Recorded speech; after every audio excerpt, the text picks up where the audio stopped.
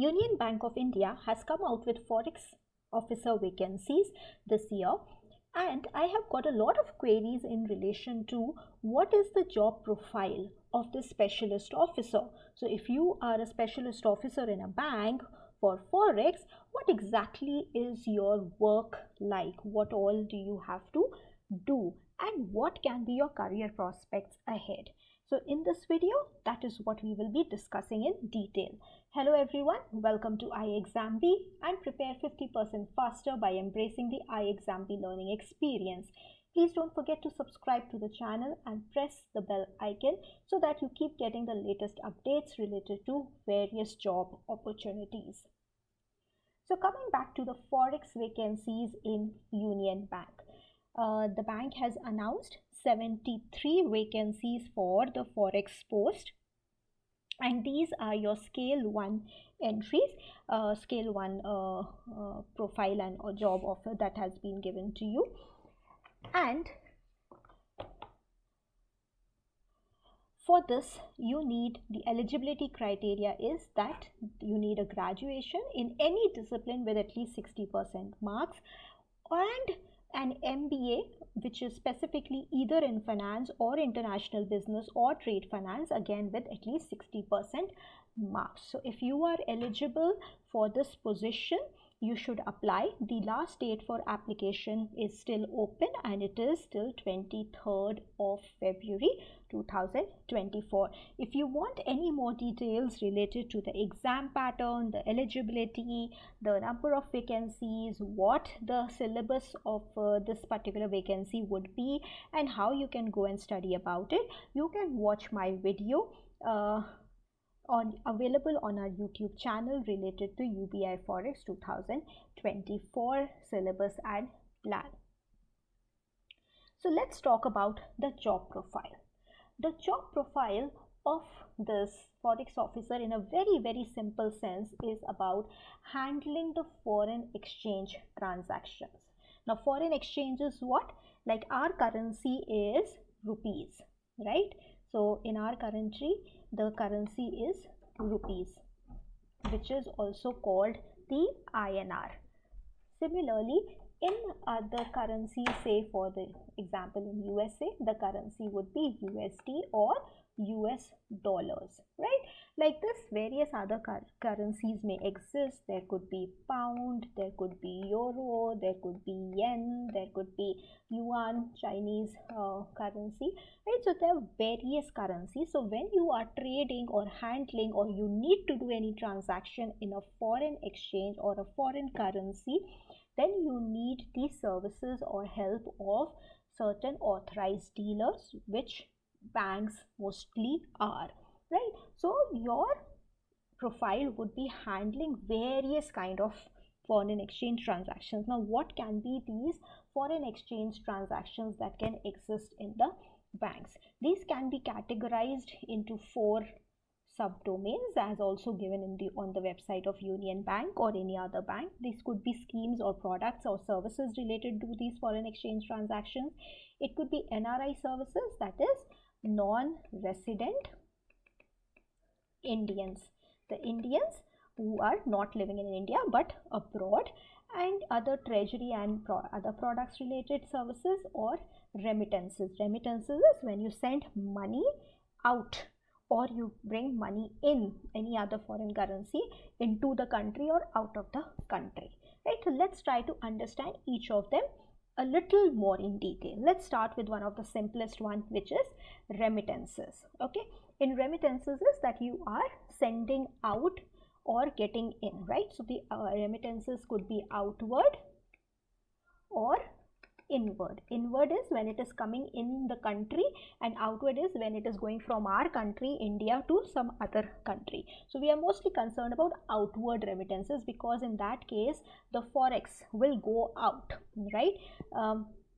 Now imagine a situation that you are going for a foreign trip.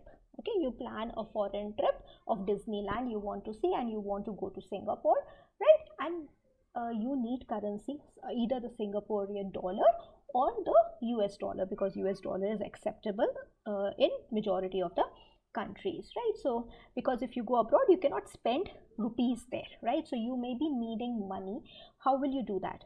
You either get a forex dealer to take money from, who may be arranging it for you, who is also doing the tourist planning for you, or you could directly take it from the bank, right? So those are certain remittances services that when you need foreign exchange for business travel or private visits abroad, or maybe in an unfortunate situation you have to travel abroad for any medical treatment. In that case, again, you will need money in the other currency. And how do you get that? It's not freely available, right? Similarly, if you are going for overseas education, you plan to do another MBA or a higher education or a PhD degree from some foreign university or college, right? Again, you would need forex. That means maybe USD or pound or euro, whichever currency which is non-Indian, and again you need. So these all services banks provide. So you may be handling remittances in that case, and there are rules given by RBI as to how much extent an individual can take, which is given under the LRS scheme, which stands for Liberalized Remittance Scheme, right? So these kind of things you need to be aware about, and you would be handling remittances accordingly. You could also need it for gifts or gifting money abroad to some of your friends or family, right? So like this could be one part. The other part could be related to NRI services. NRI services, as I told, non-resident Indians who are living abroad, and they may need to open certain accounts or need to invest money or need loans in our country, right? So they may open certain bank deposits account. For example, the most common one, an NRE account or an NRO account, which stands for non-resident external account, which is an RRI opening an account in India in Indian currency, or an NRO account, which is a non-resident ordinary account. They have certain facilities and features, of course, which you would have to be aware about. There could also be an FSNR account, which is they are opening an account in India, but it is in a foreign currency and not in Indian currency. Similarly, they may want to make investments, so what the banks may facilitate in those setting up accounts and movement of the money and transactions related to it, or they may be taking loans. So these are some of the NRI services that could be provided by the banks, and you could be handling as a part of your job profile. Another aspect could be related to the import and export related credit, right? So in our country, we know we export and we also import. So when we are exporting, we earn foreign exchange, and when we are importing, we need foreign exchange to make the payments, right? So banks may be helping in the providing such facilitating the credit related or the loans and advances related to it in both the fund based form, by providing post shipment credit, pre shipment credit to the exporters, or they may also be providing it in a non fund based format by providing certain non fund based facilities like the letter of credit. They may also facilitate in helping people or companies or corporates raise money abroad in the form of external commercial borrowings, or help importers through buyer's credit, right? So these are certain other facilities that could be provided in relation to the international trade. Okay, this is import and export is relating to the international trade. And the last segment could be related to treasury. Treasury is now managing the foreign exchange, right? So many times if you walk into a bank, in some branches, not all the branches, but some of the branches, you would be seeing that the exchange rate for that date is being displayed, and they would be displaying it for various rates like a TT buy rate, TT sell rate, bill buy rate, bill sell rate. Sometimes they may also call it a bid rate or an ask rate, right? So what are all these terminologies? Which exchange rate will actually be applied while converting from one currency to the other? Those are some aspects that you should be aware about if you are working in treasury. Now people may need this either for remittances purposes, or they may also need it to manage their forex risk by derivatives like a forward contract, a forward rate agreement, interest rate swaps, currency futures, currency swaps, options, right? So these could be certain products that could be available or would be needed by a corporate, or the banks may have their own treasury books to manage with the help of these derivative instruments, right? So this is broadly the various subdomains of the forex profile that you could be handling, one or many of, or a combination of these, or you may be moved around under these different roles as a forex officer as you keep spending more time in the profile, right? So it's a very nice profile, very enriching profile, and that's why they specifically ask for finance candidates who have either done MBA in finance or international trade or trade finance, right? So these are the domains in which you can make a very fruitful career, right?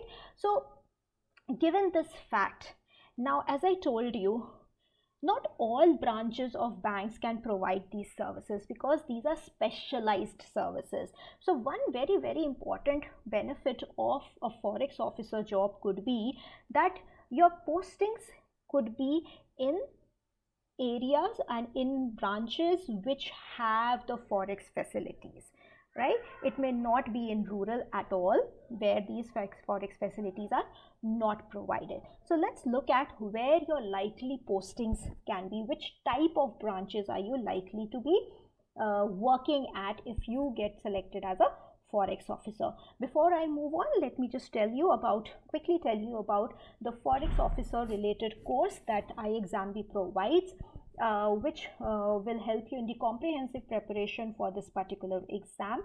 As you are aware, the exam will consist of 100 marks of professional knowledge related to forex out of the 200 marks paper, right? This course has been specially curated by Mr. Shankar Nagarajan, who is an ex-RBI with 30 years of experience in RBI across various departments and has 7+ years of teaching in the banking, trade finance and forex space.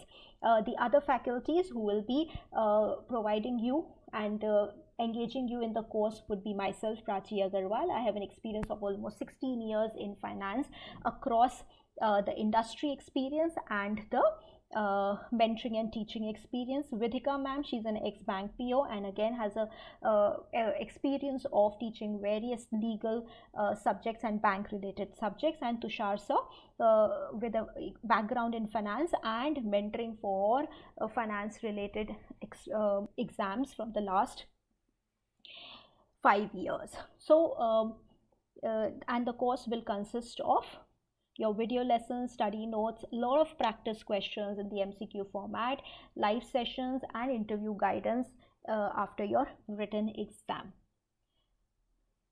So let's come back to the job postings where you are likely to be posted. The job postings are likely to be in the branches of the banks which are your authorized dealer branches, which are more commonly known as AD branches, right? So to be able to deal in forex, RBI allows you to become an authorized dealer. So the license is given by RBI. So what are AD branches or authorized dealers? These are institutions which are licensed by RBI to deal in, that means either sell or buy or deal in foreign currencies, right? And usually most of the authorized dealers are banks. So banks are not the only ones. Apart from banks, other institutes also could get license under different categories. So there are various categories of authorized dealers also, right? So when you study about this course, you will get to know in detail. At least you should be aware who authorized dealers are and what are the different categories of authorized dealers.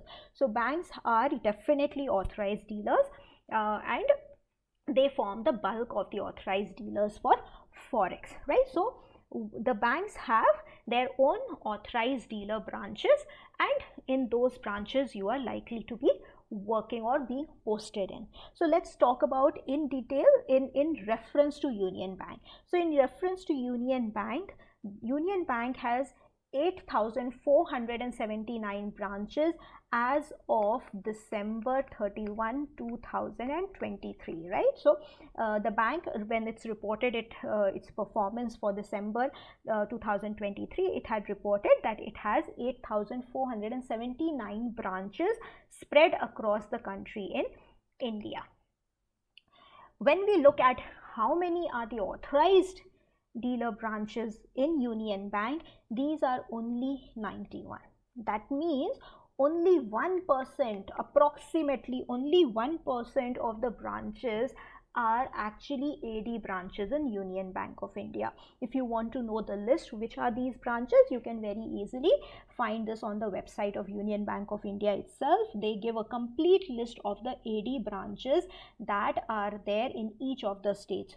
Usually any state will have anywhere between 1 to 5 authorized dealer branches in a particular state, right? So of course, the bigger the state, they may have more numbers. Say for example, a state like Maharashtra may have higher number of authorized dealer branches as compared to a state like Goa, right? So of course, depending on the size of the state and the financial transactions that are taking place in that particular state, the number of AD branches may vary from 1 to 5, and mostly these branches will be in a tier 1 tier 1 cities, or the bigger cities, business related cities of that particular state, right? So your postings are likely to be in such cities only.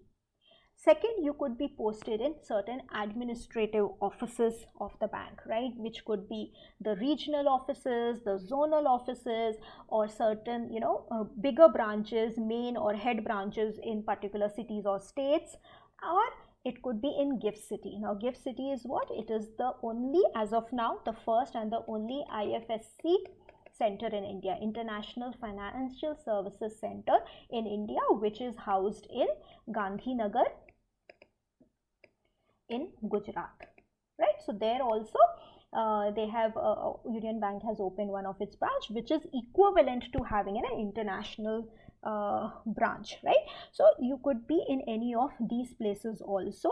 Again, from Union Bank's website, when I searched, there are around 134 regional offices, which are again housed in major cities in different states, and there are around 18 zonal offices, which is mostly one in one of the states, right? And of course, they are also present in the GIFT City, which I told you, it's Gandhinagar in Gujarat, which is equivalent to an international branch, right? So these are other some of the offices or branches where you could be posted. Another postings could be related to your foreign postings, right? So you could also be posted in foreign branches. And if we talk about the foreign branches,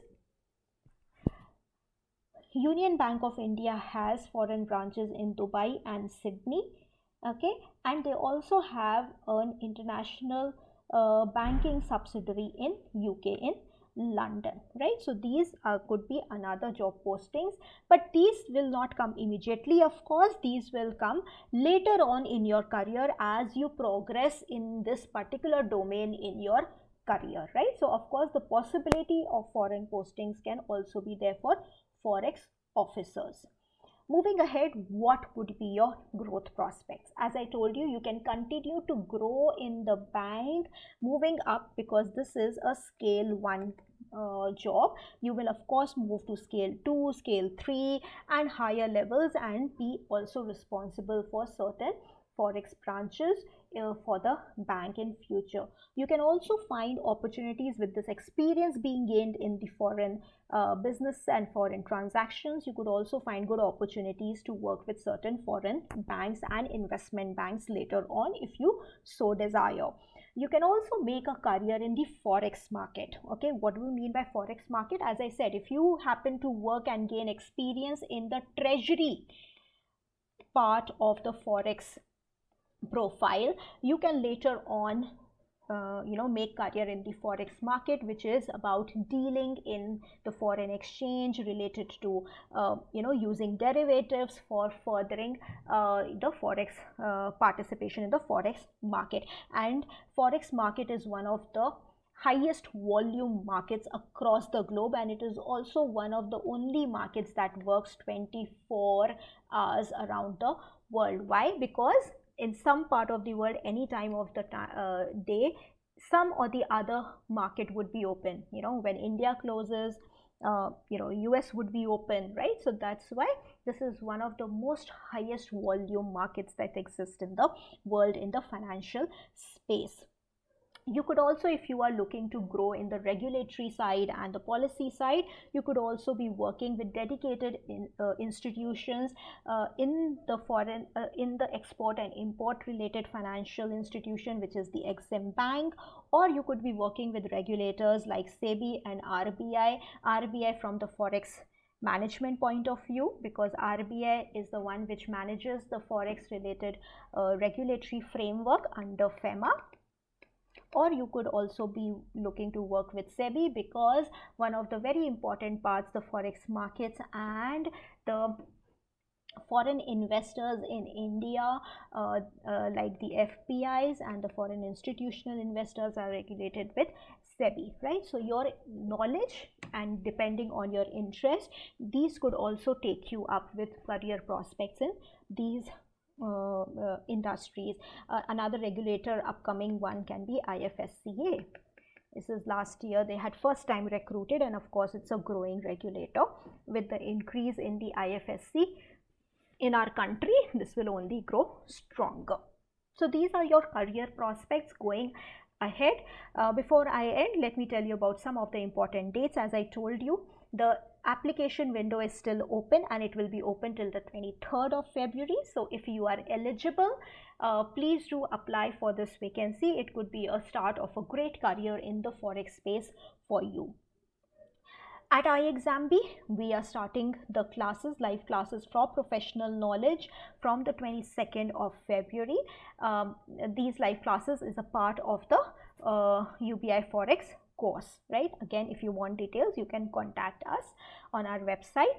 And the tentative date for the exam is around 17th March, right? So the bank usually gives out the date 2 weeks before the exam or 1 week before the exam. Tentatively, they have indicated, the indications that we have got is around 17th March. So that leaves you with exactly 1 month for the preparation of this particular exam. So if you are eligible, then you should start straight away. That's all. Wishing you all the best. Please don't forget to subscribe to the channel and press the bell icon. And if you have any other query, you can always reach out to us at hello@iexamb.com or call us at 9205524028. From the description, you can download the preparation guide and the detailed syllabus and requirement for the preparation of this particular exam from the description. And there's also a Google form where you can fill in if you have any further queries related to this particular exam, right? So wishing you all the best.